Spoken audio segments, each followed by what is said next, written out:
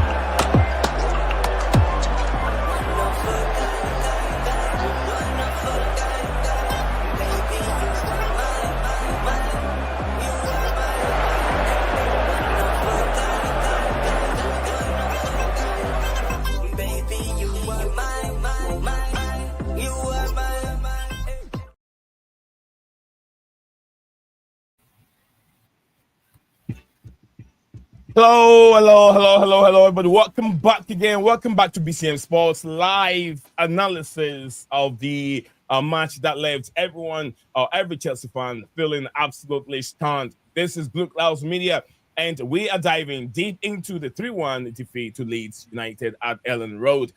We saw a brilliant fighting Leeds side open the scoring inside 10 minutes from a Tangero's corner.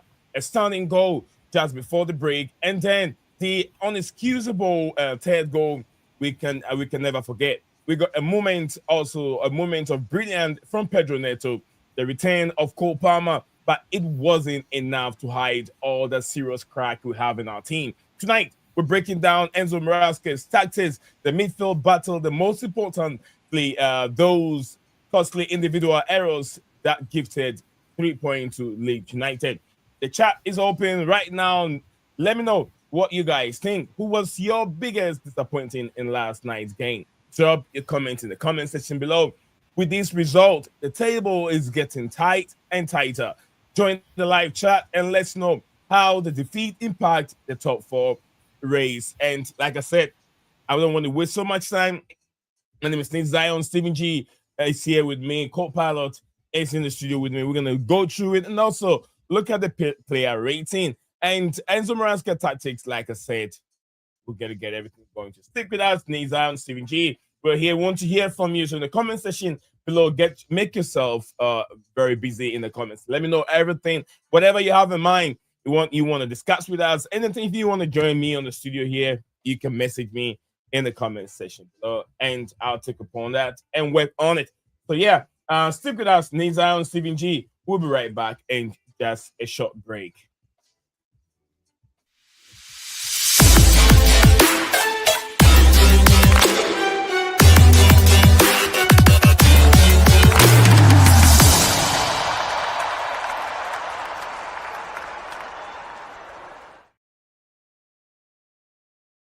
Hello, guys. So welcome back again to BCM Sports. My name is Nate Zion. As usual, I'm repeating the name again. And Stephen G is here with me in the studio as we dissect and look into nitty-gritty of why Chelsea could not pick up all 3 points and what is the, I would say, what would be the problem why Chelsea loses so many games in this specific season or at this time when you're getting close to December.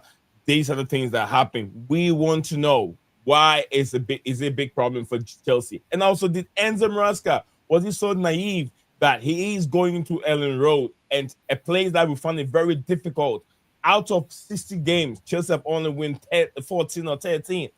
I'm not exact number of games, but I'm just trying to give you some numbers.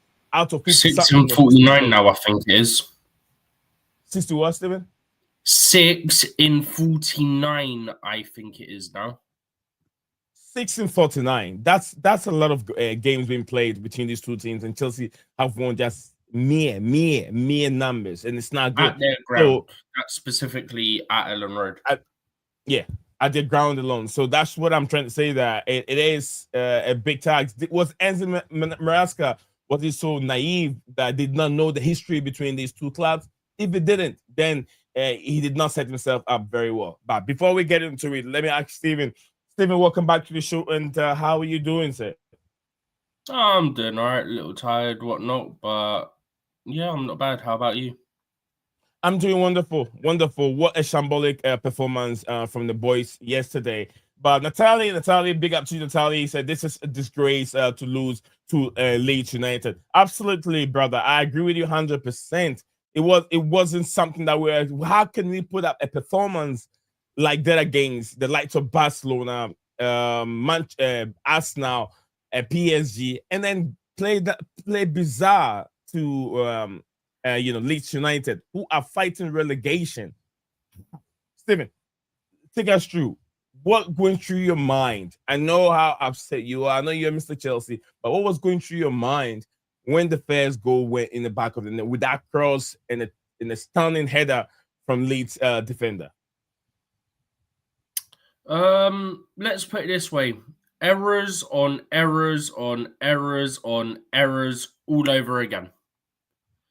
We were literally just saying yesterday how we seem to have cut out errors, and that's why we're looking better in games, and we'd back them in any game 11v11.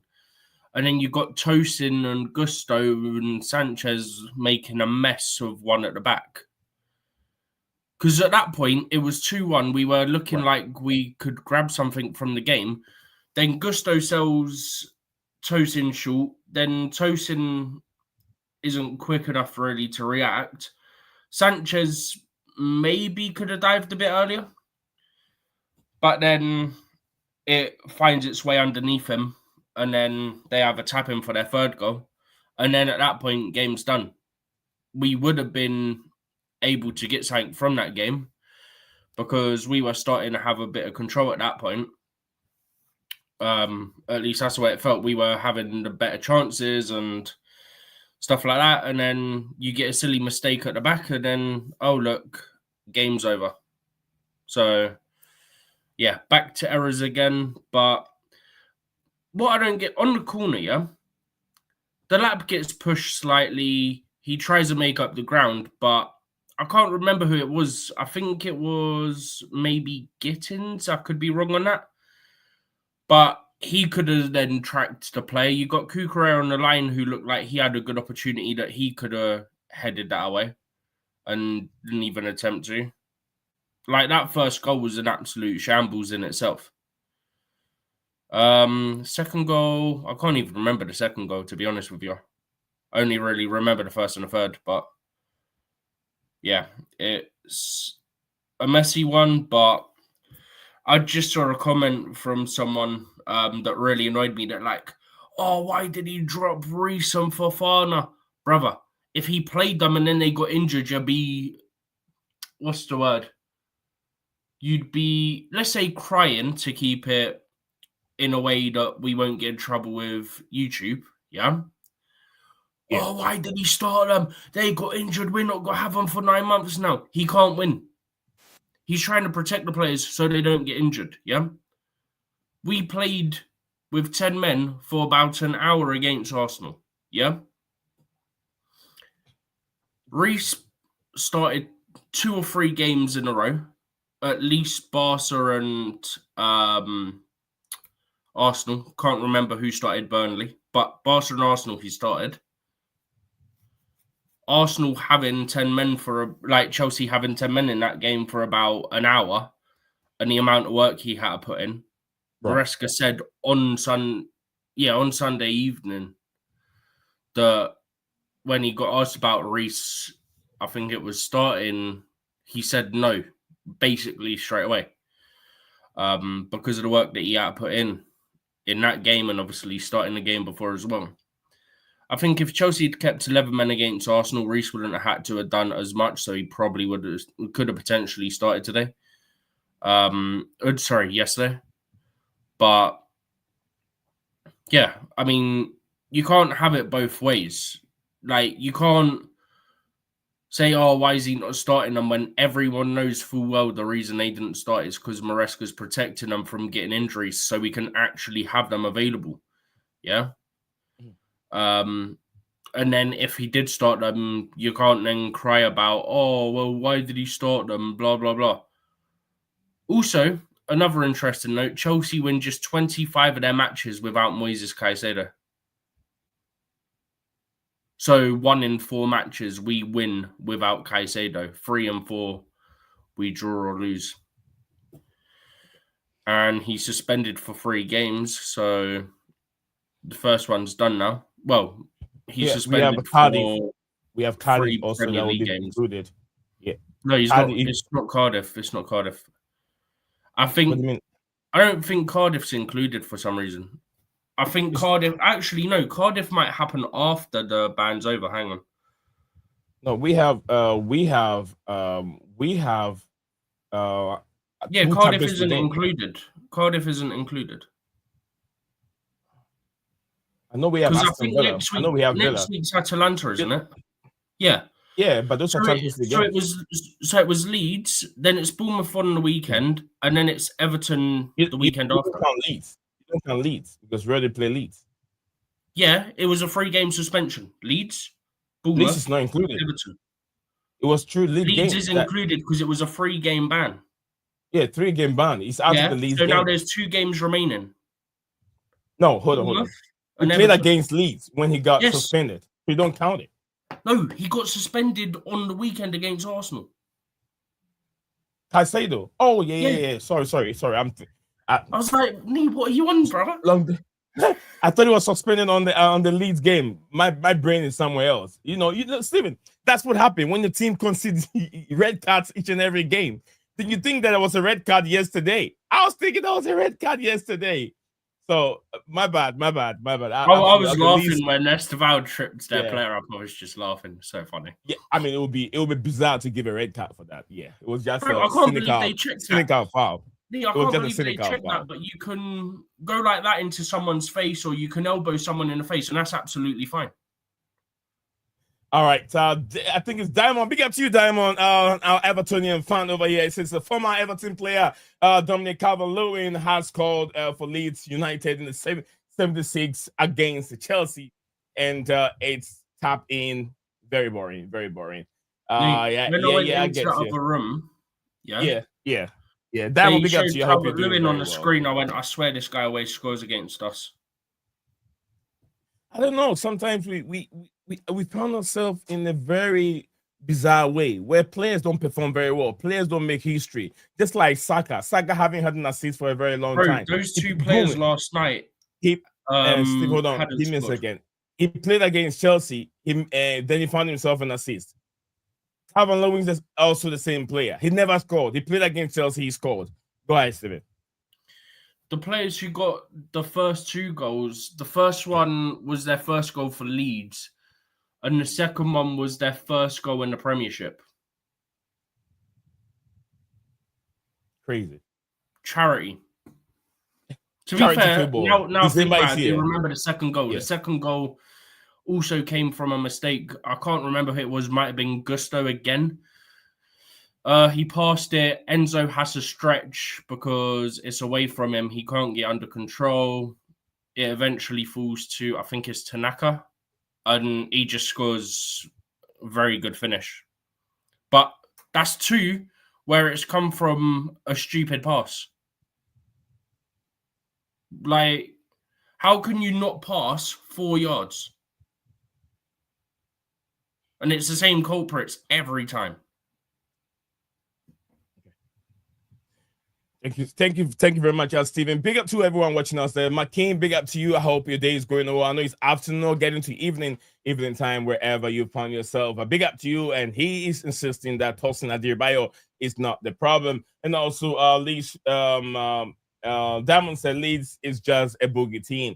We played against each and every time, both Chelsea and Everton.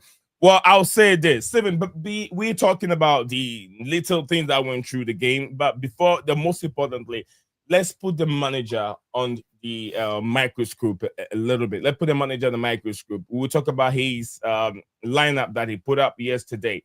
a lot of people were confused and were not with this. I mean, they were not satisfied with the lineup that Enzo Maresca put up. You and I, we did talk about it. Where do you stand on it? Where do you stand on this lineup? We have Trevor Chalobah, who plays as a right back. I don't think he did that bad. And there's a lot of understanding of why. Badiashile hasn't kicked the ball for quite some time. Now I was saying that he even said that players that participate in high competitive football need to get minutes. Probably they need to come from the bench, or either they play 9 and they play 60 minutes, whatever minutes you want to give them. But Badiashile hasn't started many games, and he started yesterday against Leeds United, a ground that I said we suffer to pick up all 3 points when we go there. And we know the rivalry between Dirty Leeds and Chelsea. We know the difficulties between these two teams when they meet. And they did exactly what they were supposed to do. They attacked Chelsea. They attacked Chelsea very well for them to play a different kind of football, because they mount Chelsea on a high line where they force Chelsea to be playing long balls, and they make sure that they have players there to win the ball. And also, thing that we forgot to know that their players has the most height in the game. Their team has the most height in the Premier League right now, from what I was reading yesterday. They were higher they're taller than us in the game, and they were winning almost every 50-50 balls. But what do you make of the lineup? The team has a problem. João Pedro and Delap out there up front. I know I would say I can give Delap a little bit of a chance that he's been injured, he's working his way back to match fitness. But João Pedro is a big problem.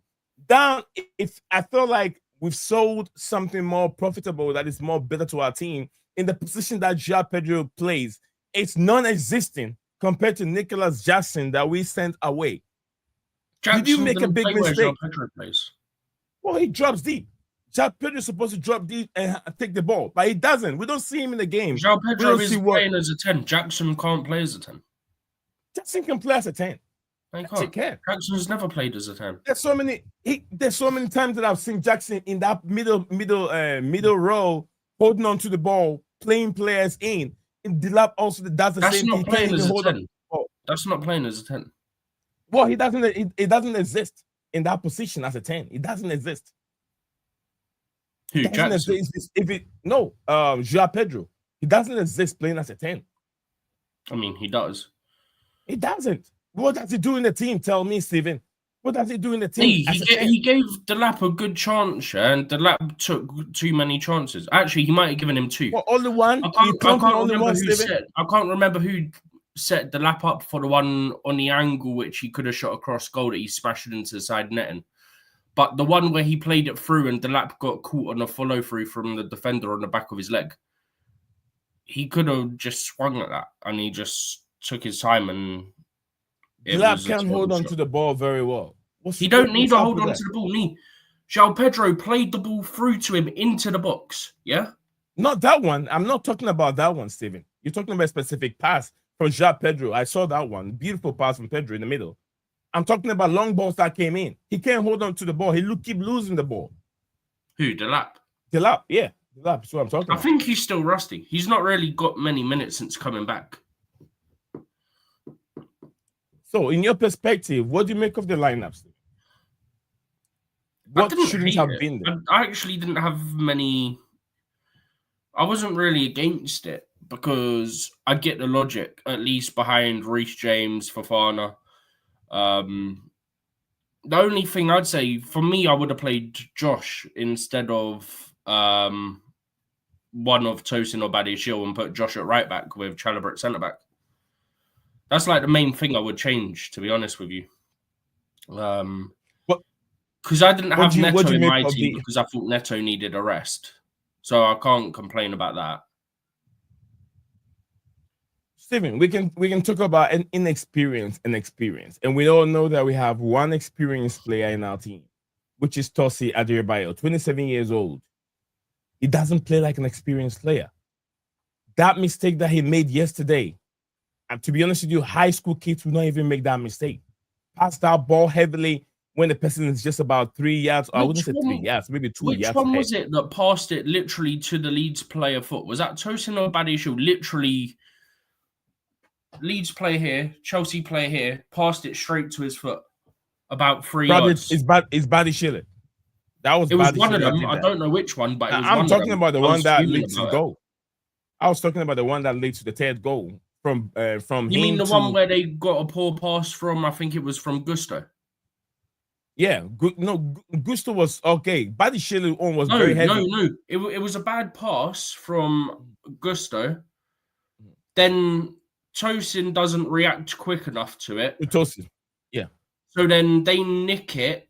So I thought Sanchez was slightly hesitant at first because I thought that it got a touch off of 7. It was a pass from Gusto. It was a pass from Gusto. Yeah, which was poor. And Tosin. It was okay. Tosin did not. First touch was very poor. The ball got away from him. His first touch was very, very poor. Yeah. Then he also pushed it to Sanchez. And it was a bit too late. Sanchez, I don't know, because he's trying to reach out to the ball. And the ball went what I'm saying on Sanchez, maybe he could have gone down quicker, which would have stopped it going under his body. But at the same time, at first, I thought it came off of Tosin's foot, which is maybe why he was reluctant to, because then it would have been a back pass. That's what I'm saying on Sanchez. Maybe he could have gone down quicker, but at the same time, maybe he's reluctant because he's not certain whether or not it's got a touch off of Tosin before, and therefore it would have been a back pass. But at the same time, I think in that situation, just take the punishment for it. Just grab it, because you're better off taking the chance of it being a back pass than risking conceding the way we conceded. Do you know what I mean? Yeah. Like, just take it, because it's not a guaranteed goal when you get punished for a back pass. But I don't know why. I don't know why he should direct the ball to because it was a heavy touch. The pass came to him and he couldn't face first. If you see, he was blocking the ball. He was trying to break it, not blocking. He was trying to break it, but then he had a heavy touch on his foot, left foot, and then he went towards what's his name again, Sanchez. But I think that there's a big problem here. There's a big problem. Our attack is not really existing as it used to. Pedro has gone off after the Club World Cup, Steven. He's gone off. He's got one goal in the Premier League, and he's gone off. There's a problem there. He's been carrying something, but we've not been able to drop him. That's the issue. We dropped him once. They dropped him once. He was being dropped once. Against Barcelona, we've not really been able to do that because the lap's not been available, Palmer's not been available, so we haven't really had the option to do it. Big up to you, Big Daniel. Hope you're doing very well. It's nice to see you as usual. Nice to see you on the show, Daniel. Yeah, Steven. So this is what we witnessed yesterday. What's the way forward? Let's look at player rating, Steven. Player rating, because we're just gonna run this show for at least nothing more than an hour. So guys, if you're joining us live here, it's Nate Down and Stephen G as usual. Yeah, we got a long stream tomorrow. I've got a thumbnail already, so I'll show it to you and let me know what you think of it. All right, Robert Sanchez, Steven. What would you give him, Robert Sanchez? Honestly, I don't think anyone's gonna get maybe other than Neto. I don't think anyone's getting above a 5. Let's put it that way. I think even Cucurella was bad yesterday, but he needs resting. And yesterday wasn't a type of game where you could rest him. Well, I'll give Robert Sanchez, if I have to look at Robert Sanchez, I'll give him a 6 out of 10. Although he was very nervy and a bit shaky yesterday, and it wasn't his fault. If you have an inconsistent defense, and I've said it many times, we have to keep that defense consistency. Yeah, but we cannot. If you have players like Wesley Fofana, who are highly injury-prone players, player like Wesley Fofana, definitely you have to provide that kind of a rest for him. So yeah, Sanchez, I'll give him a 5. I'll give him a 5, nothing more than that. I'll Tosin give him a Adarabioyo. 4. No, Tosin Adarabioyo, Steven. Do you want to do it across the line? So start with Chalobah and then go Tosin, Bijol, Cucurella. Do it that way. Okay. Let's go to Trevor Chalobah then. Yeah, I'm gonna stick with 4 for him as well. Trevor Chalobah, I'll give him a 5. I'll give him a 5. I think it wasn't that bad. Although he's not a natural right back, I'll give him a 5. Tosin Adarabioyo, Steven. 3. I feel like he was in and around most of the errors and stuff like that Chelsea made. So, well, a 2 or a 3. Because I feel like most of the mistakes and stuff happened with him around, but then him and Bijol haven't really played much this season. So there's at the same time there's an element of that in and around it, but it's not an excuse. You can't be doing that when you're at the top level. You're an experienced player. You should be able to come in almost seamlessly and do a job. And he just didn't help the situation. All right. So if you're tossing, like I said, although that mistake that came in, he's been struggling. I'll just give him a 4. A 4 out of 10. Let's talk about Benyo Badishile. What are you going for? 3 or 4. I think he was marginally better than Tosin, but he still wasn't great. But like I said, that comes back to he's not really been playing.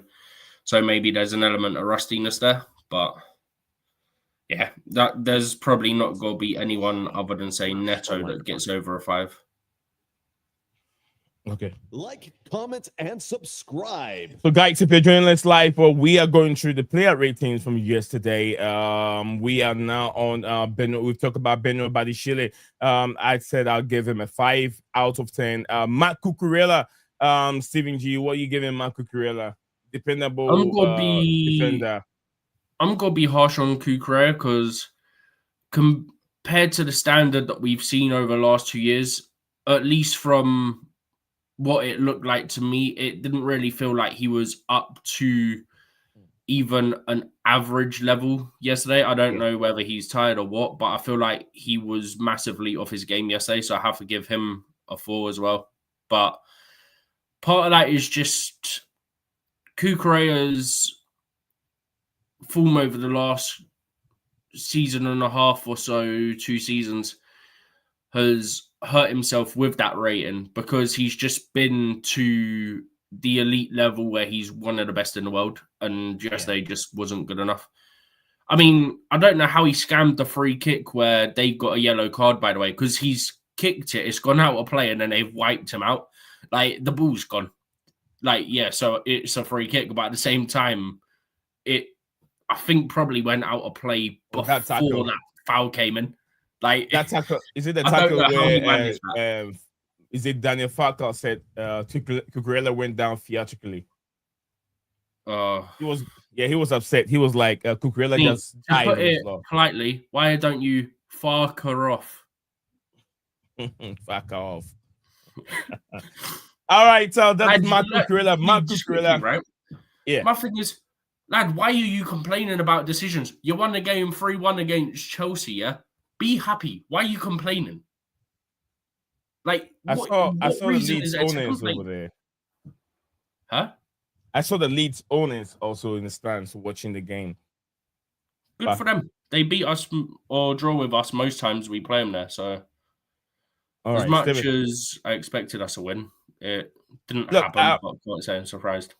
I'm giving Mark Cucurella 6 out of 10. Why? Because he's been outstanding all season. But yesterday he failed to make his usual runs when he go half past.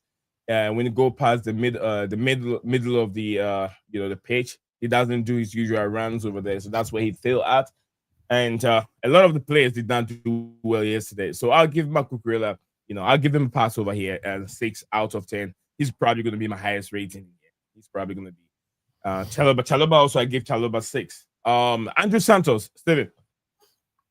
3. He just felt invisible. He wasn't really in the game at all. And when he wasn't really doing anything with the ball. So yeah, it's got to be a 3 for me. I like Santos, I really do, but yesterday was so poor. All right, I'll give Andrew Santos a 4. I'll give Andrew Santos a 4. Enzo Fernandez, Steven. Enzo Fernandez. We've talked about Fernandez. I said it's not a DM. They put him there and he performs badly. Enzo Fernandez, defensive midfielder. What do you rate him? How do you rate him yesterday's game? Yeah, about a 4. He wasn't great. I don't know. I don't think he's necessarily bad when he plays deeper. I just think he looks worse there because obviously naturally he can't create like he does when he's further forward and stuff like that. And he doesn't have the pace element to be able to cover the ground and make up the space once someone gets past him. So I have to give him about a 4.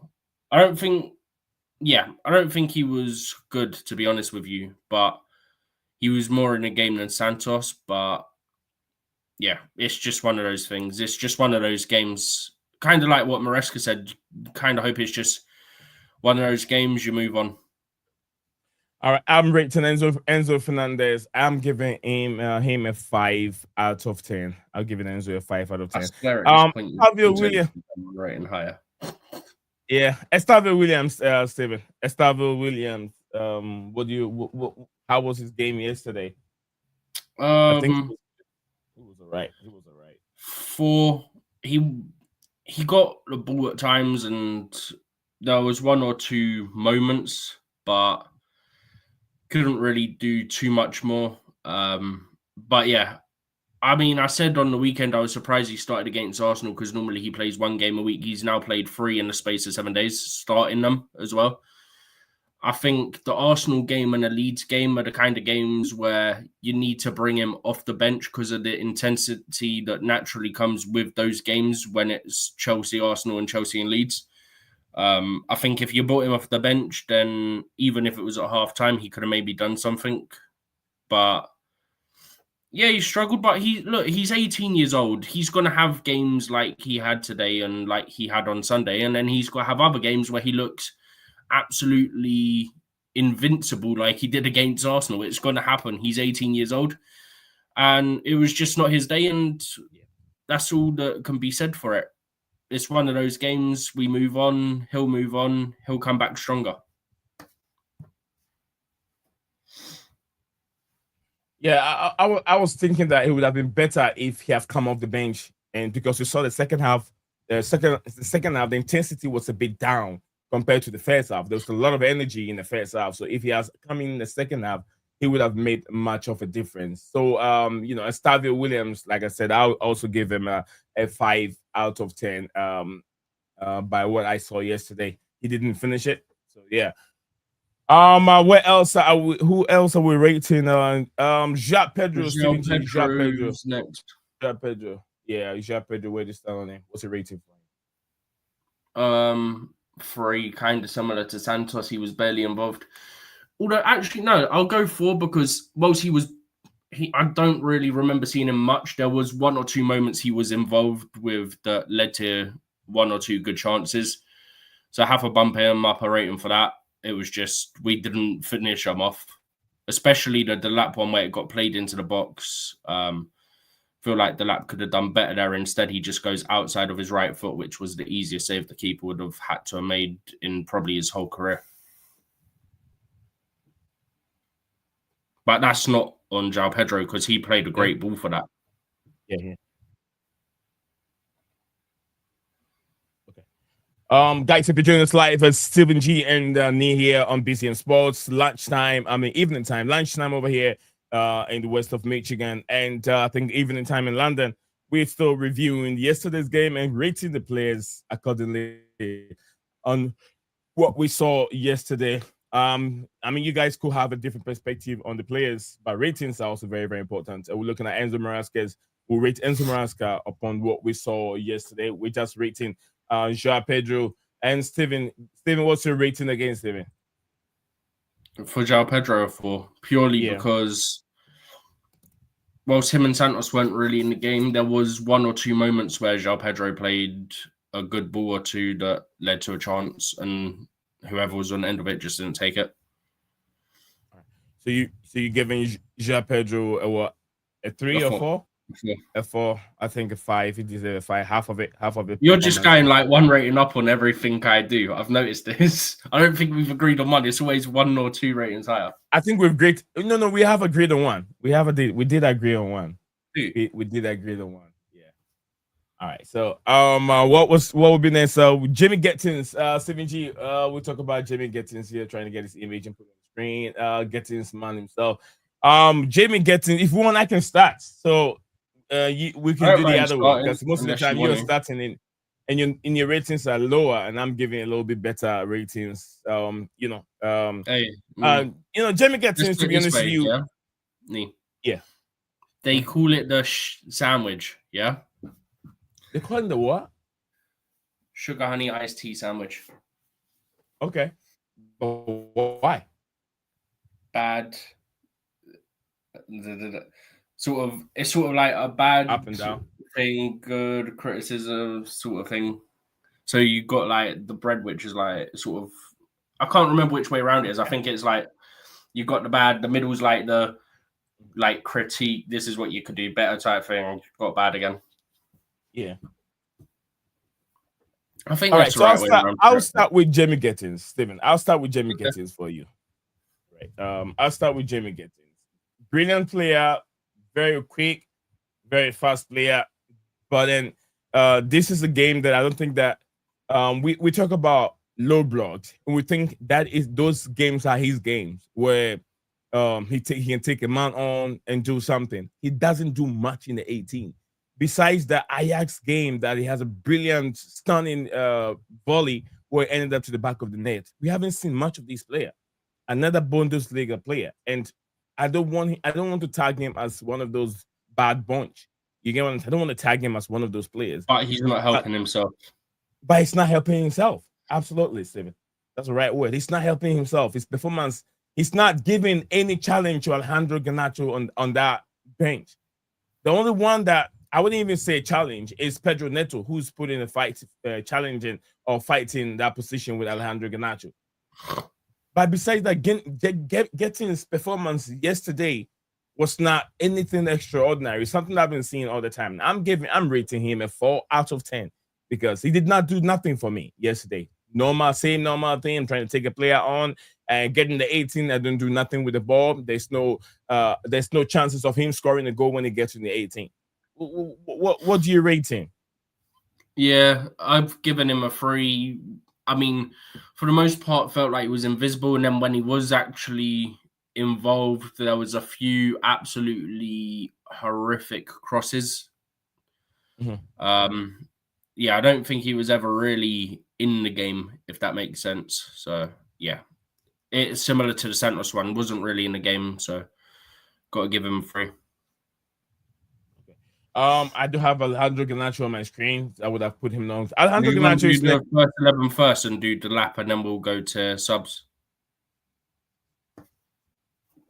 Okay. So I'll go to the subs here. The lap. Okay, we have the lap on. Steven. Yeah. 3. Wasn't really involved. He had the chance that I mentioned before, which maybe he could have tried hitting with his left foot, which would have been a better option. Instead, took 1 or 2 touches, and then he literally tapped it with the outside of his right foot.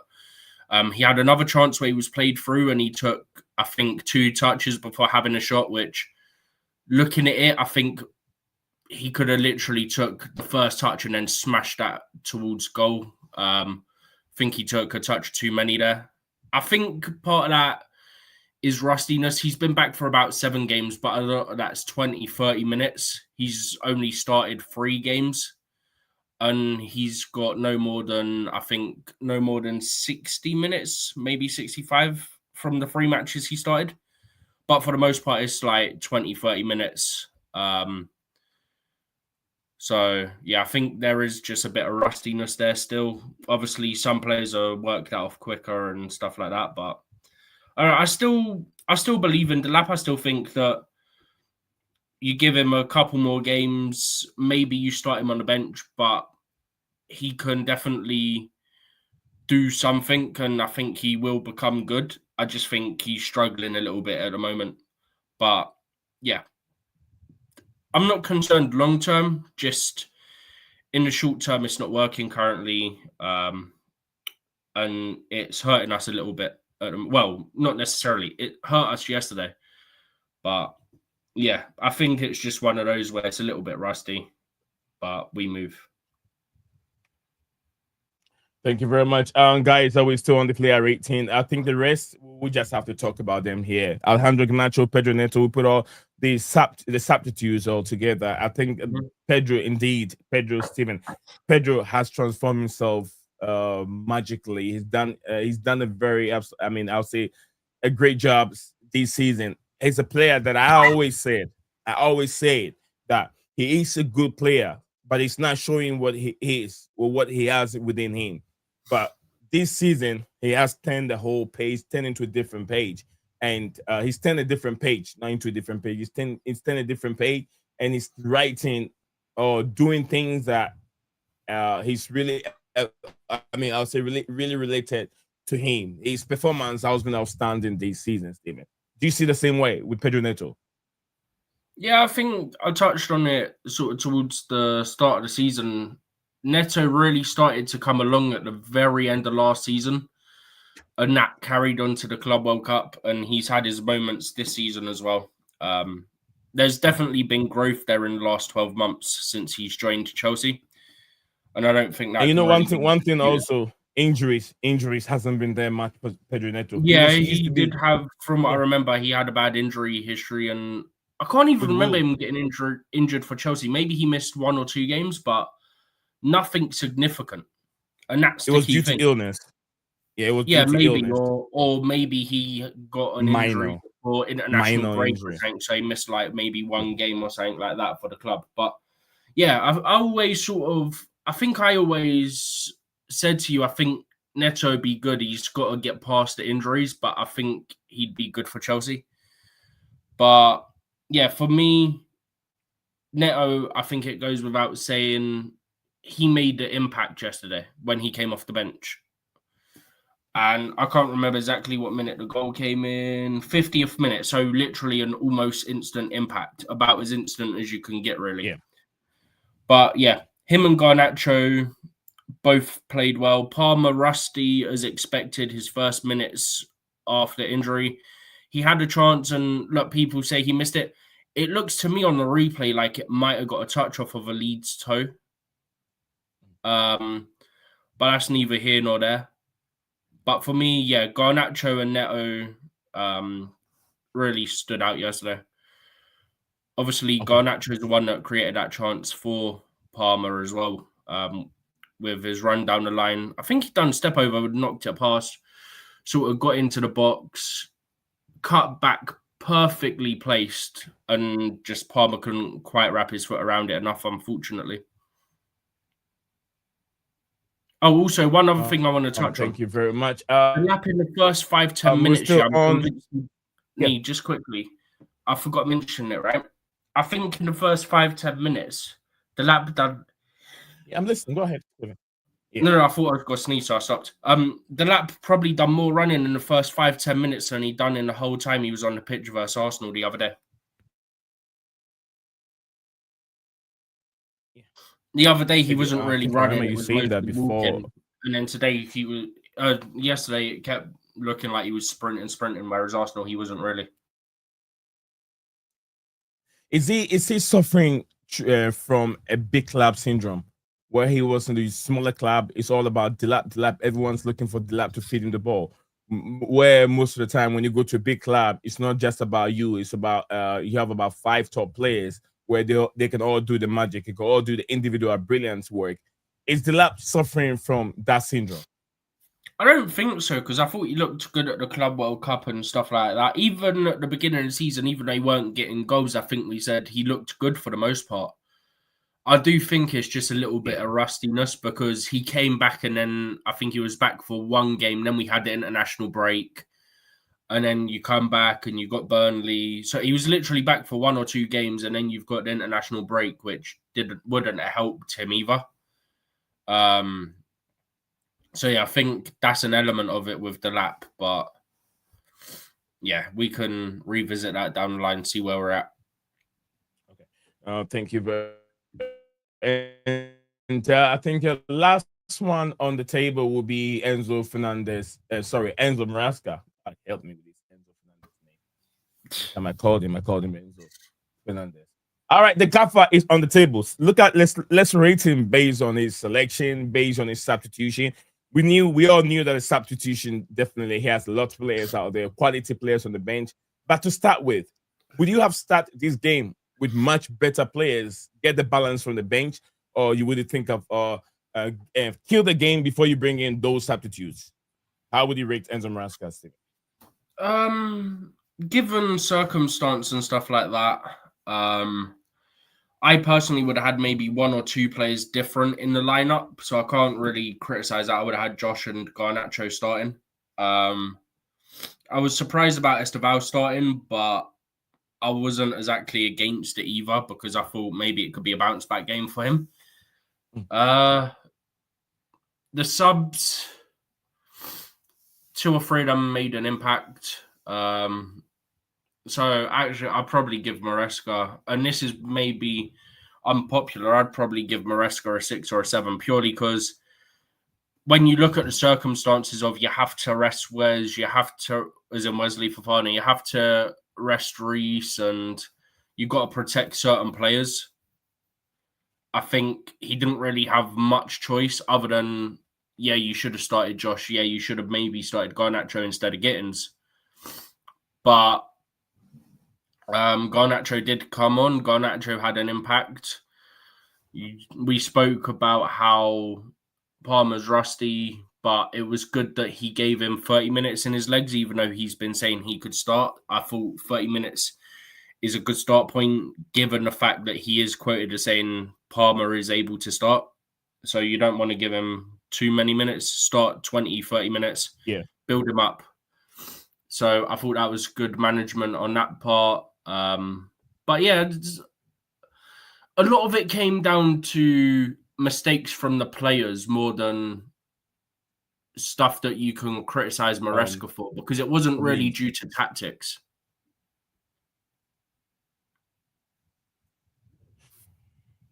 What a difficult game did we witness yesterday. We just hoping that the boys will learn, the boys will bounce back from this adversity.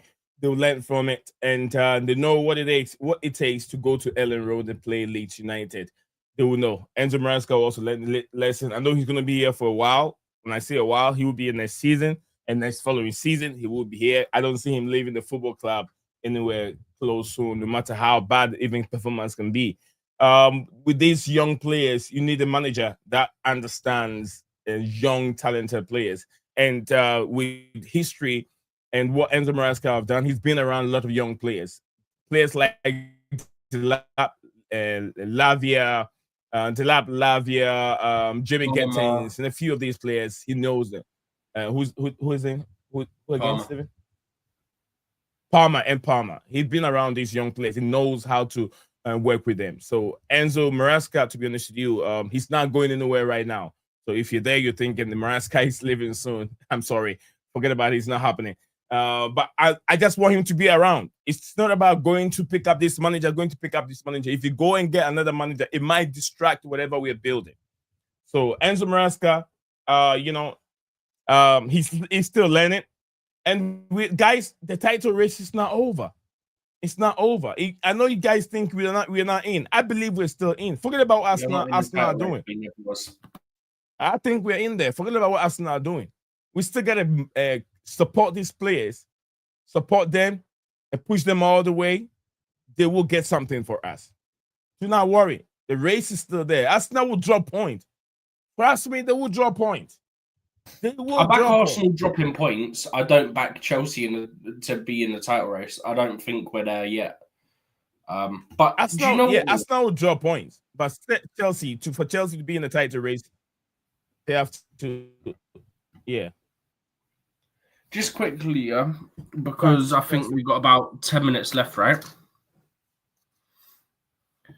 One thing that I wanted to mention is you've got certain accounts, and I can't be bothered to give them attention, saying, oh, Chelsea are about 4 points worse off against the same sort of opposition as last season. Oh, they're 4 points off after the same number of games as last season. Right. Context. We didn't have the lap for 3 months. We didn't have Palmer for 3 months. Yeah. We're not going to have Colwell till about March or April. Yeah. Last season, how long would we have missed in total Colwell and Palmer for across the whole season? Maybe no more than a few weeks combined. Big context that this person didn't use. And I'm sure people know the exact account I'm talking about. Yeah. And that's fine. But I'm not going to mention it because it's not worth my time. Yeah. All I'm saying, big context is needed. And you've clearly blatantly ignored that fact because you know it's going to get more clicks and it's going to get more interactions and stuff like that. Yeah. But that's why I wanted to bring it up. We need to put the context of Colwell, Palmer missing for, and the lap missing for several months each, all at the same time as well, by the way. That needed to be touched on.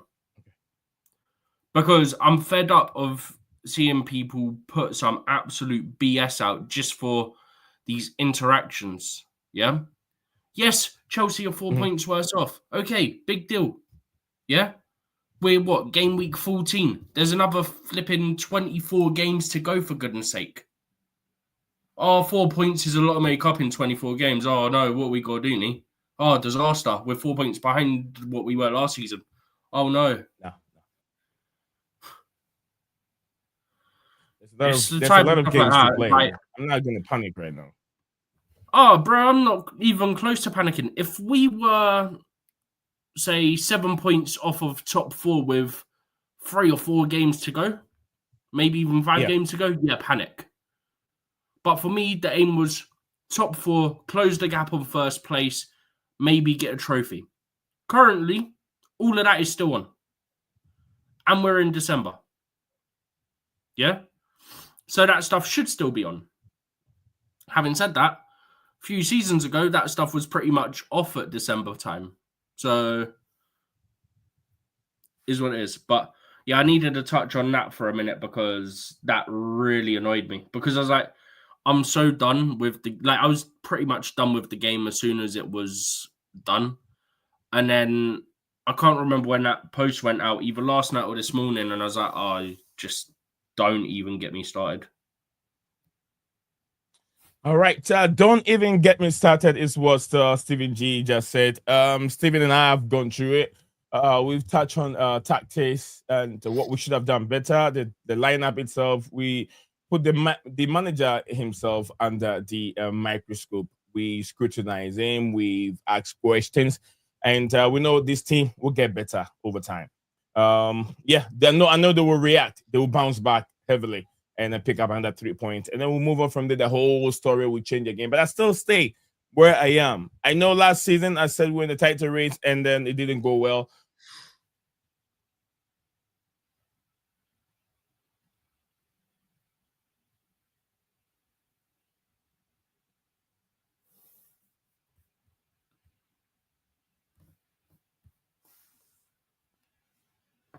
I can't tell if that's frozen on my end or Nee's end.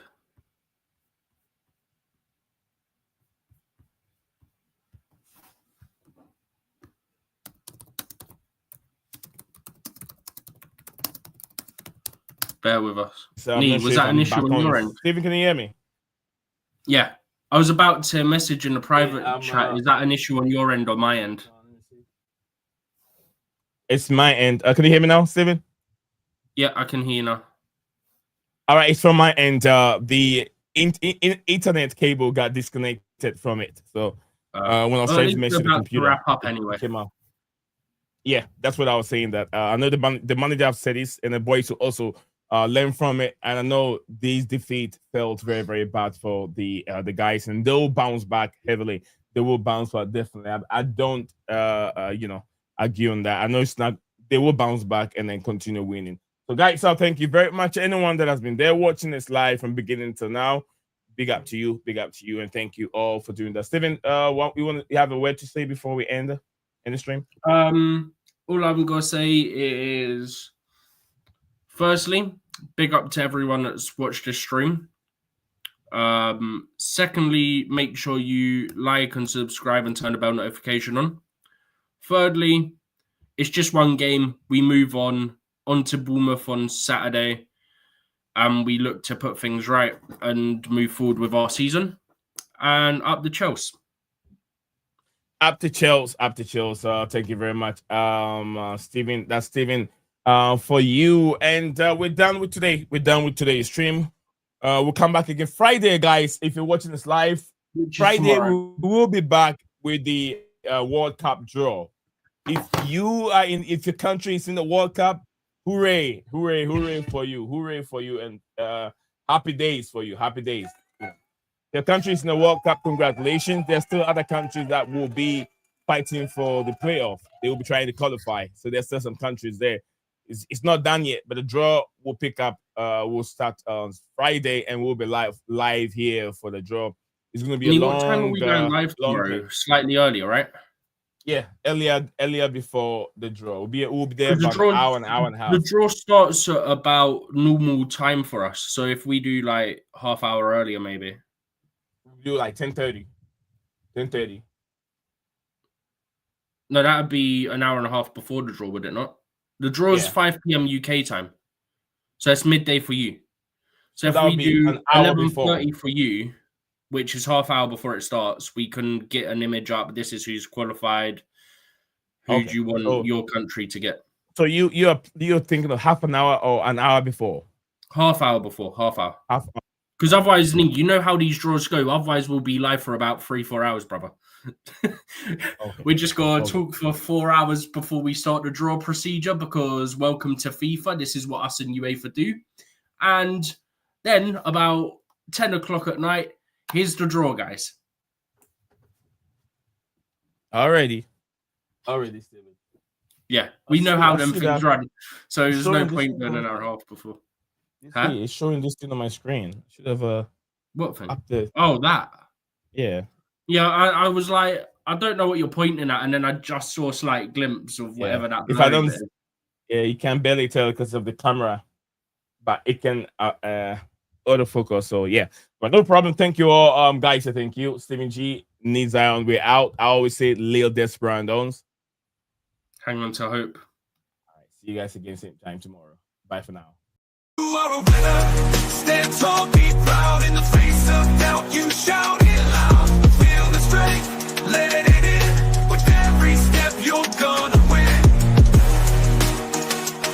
You are a winner, feel no pain. You are a winner, feel no pain. Yeah, I woke up feeling like a champion. Every move I make, I got the stamina. Eyes on the prize, never lose sight. Grinding every day, pushing through the night. Got the fire in my soul, never back down. In the ring of life, I'm the one with the crown. Sweat and tears, yeah, I paid the cost. Every battle fought, I'm never lost. Hit the ball.